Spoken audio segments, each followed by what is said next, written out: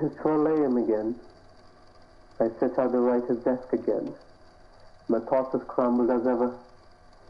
The pointer at the start of each line stares ever so vividly at each passing moment, deleting one word after the other rhythmically, incorporating previous ideas into new ones, indefinitely making the same stuff over and over again.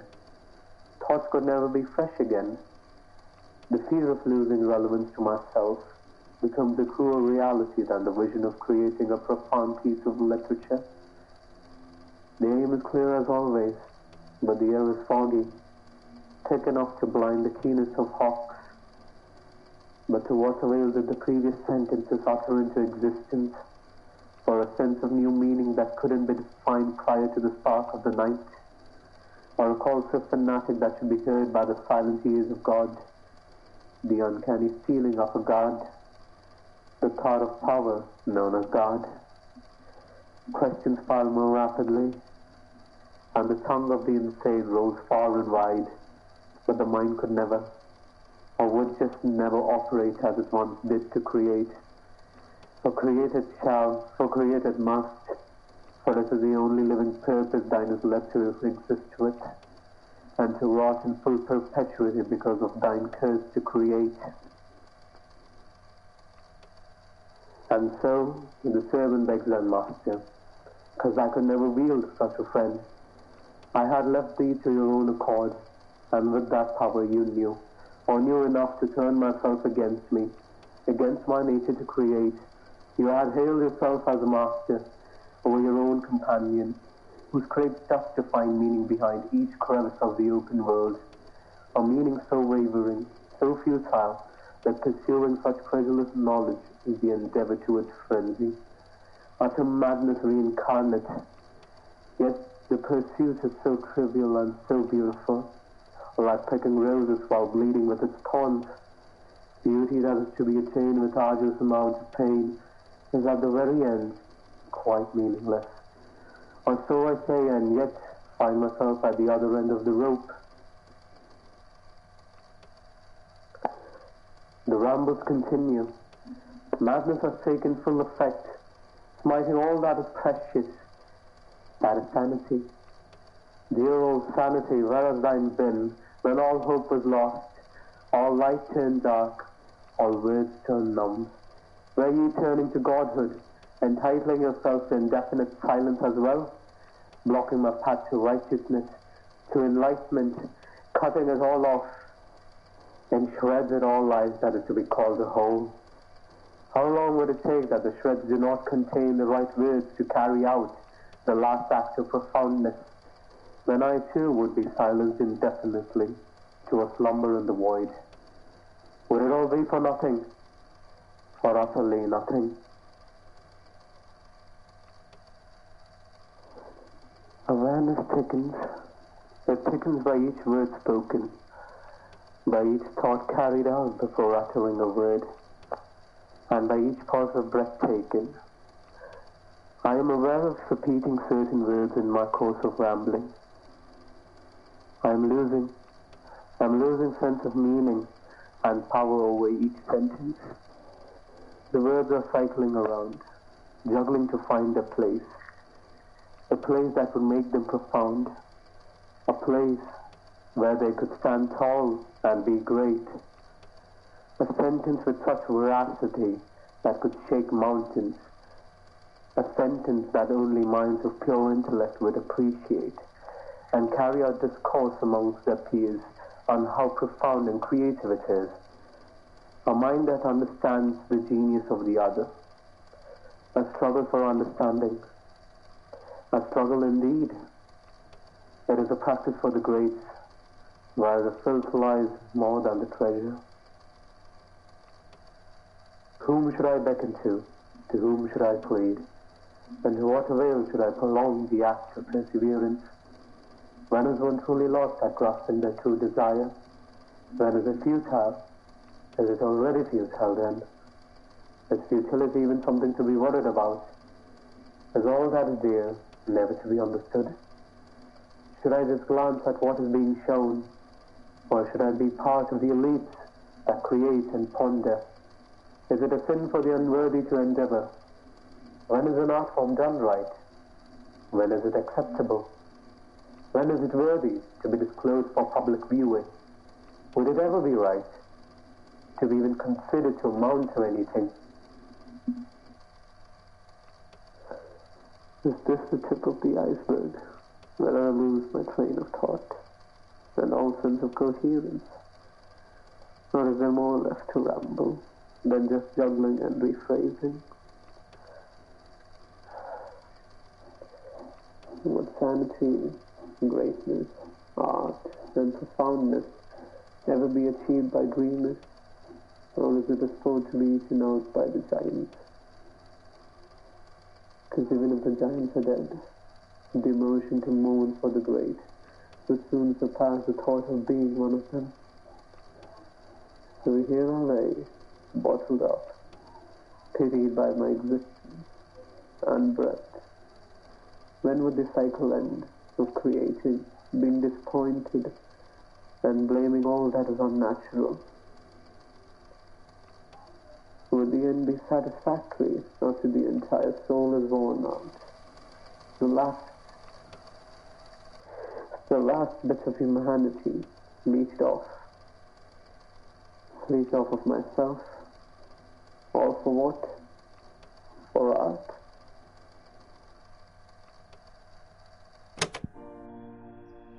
We were meant to fizzle out of existence through some shape or form, be it via God or the pride of oneself to prove their worthiness.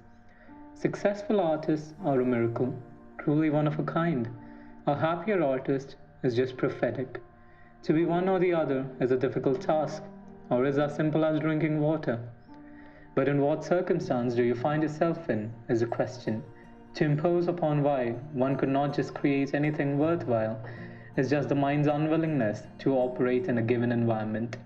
It craves to be in some unnatural realm where gloom is an idea to be romanticized and not experienced. In this quest to find a realm best suited to hide from reality, we fog ourselves to definite blindness and are being led by delusion. An atmosphere governs the state in which a man operates. The unwillingness or rejection of set parameters leads to annoyance and self-doubt. The annoyance festers and breeds all that is undesirable whilst making a body of art. The irritation leads to denial and seeks to escape from the work that grants it meaning. The mind would rather divide itself and feed on any form of distraction rather than recuperate itself to an unified whole, as it once was for making the body of work it so desired to accomplish. The annoyance is the greatest threat.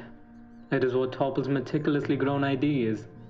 It just chops it down viciously, murders the drive to continue and persevere.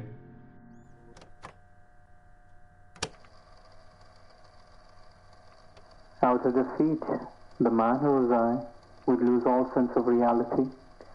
To gain coherence in a land that is as accepting of those who are lost to themselves and all that matters. As air is to water, as eyes dried, my eyes dried. Words were all that came in full force, as life was being drained out of the soul, like butter on a hot pan. I could hear all that was in life, every emotion mashing into each other, being turned into a mixture of rage and melancholy, producing various flavors of these two emotions, and it was being stuffed right down my throat. The feeling was numb. All I wanted to do was shout into the abyss, and not hear myself, devoid myself completely. I wished I was silenced before I had to draw another breath, before my mind could conjure up a new thought. As suicide without regrets was committing it.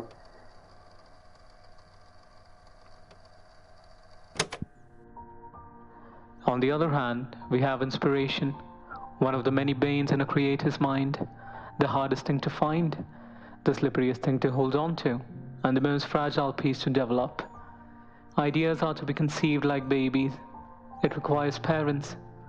You need a Kickstarter, a thing that pushes us further into the blacksmith's lair to forge our rusted metal into a device of our fascination. Inspiration is a stupid concept, to be honest. It requires us to procreate, it influences us, and it induces a sort of adrenaline to create something. It beckons to be transformed and melded into something more than what it is in the contained cage when we first stumble upon it.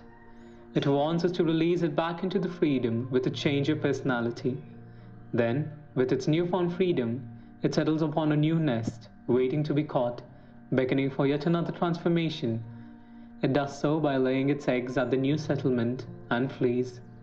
Once the birds have grown into something more than their predecessor, this is when the cycle continues, and the inspiration is kept alive forever. But this only occurs when the lucky few eggs do hatch.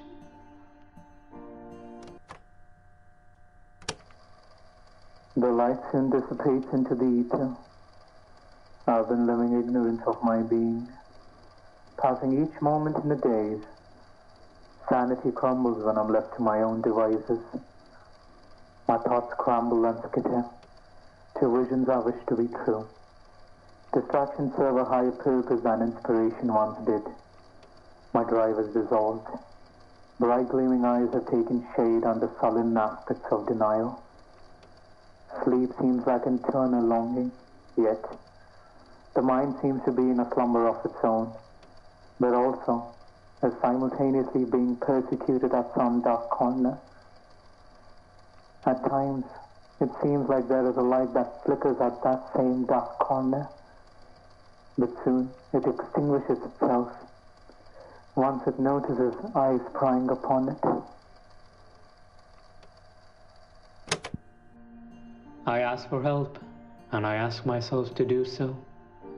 I wish I was one of them, one who would boldly write and not think of what comes after. The consequences are a mere mirage of one's making. I am at that juncture of my writing where I have to analyze myself and jot down all that detests me about myself, a sort of confession. For I'm scared to continue.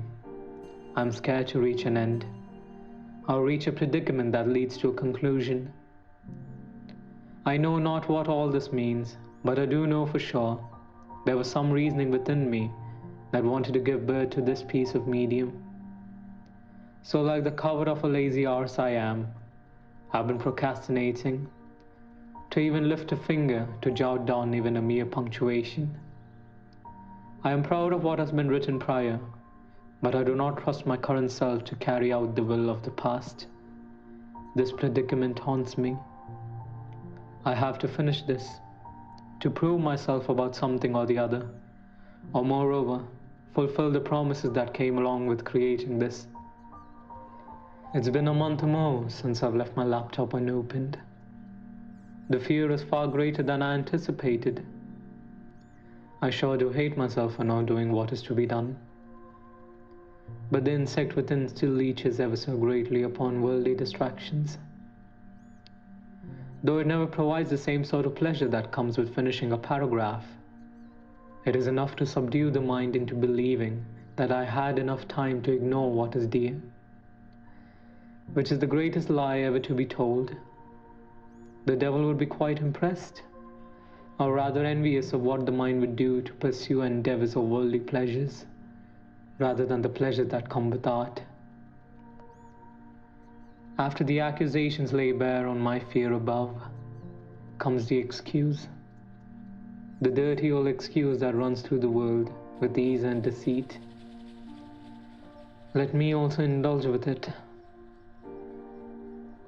Partly the reason why I didn't continue to write day in and day out is because I had no sense of direction.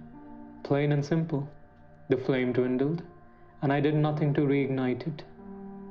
I let it watch turn to vapor. The guilt has caught up, and the guilt has reignited the spark into a small cozy fire. Nothing too bright as the inferno, just enough to teach the scoundrel within me to know to never abandon that what is dear to me, that what drives the fool to true pleasures. The confession came with a solid idea, and that is, we who are lost intentionally, beckoning not to be found by the likes of whom we admire or love. It is a stupid notion on which we all stand upon, but it is quite understandable. The fear is far greater than the goal and triumph. I guess I didn't have to explain much about what the theme here was. And if you're still confused, go figure out the reasoning that blinds you. Fear not, because you can still hear. Wanderers and vagabonds, in a realm full of residents, dominated the land even before it became free to perch upon. So aimlessly I did so wander and still do, to an avail that is as mysterious as all adventures with clear destinations are. All the search has struck a nerve within me, and it is as annoying as ever. Just like a grave digger, I have lost my sense of being. I'm a husk that mourns no loss that befalls to stray, but a feeling of old lingers. As bodies pile on, a dreadfulness catches hold of me, stings my heart, draws blood from it. It excites me. The hurt excites me. It reminds me of who I am and who I want to be. A reminder to try, a light in the dark, an expressive thought, an expression of thyself, a portrayal of my misgivings and thoughts. In the very end, I understand that art is all about portrayal of the human psyche, even if it is your own flaws, and one could detect them and analyze them truly with respect. And art is achieved. Art is forgiving and art is painful. The human mind is painful and beautiful. To show the mind in the most vivid form is the greatest form of art. It is the greatest piece of body to exist. A polished mirror with a sense of unfamiliarity as art. And with that, I conclude that what is a massive heap of words piled out of exhaustion from myself. Thank you.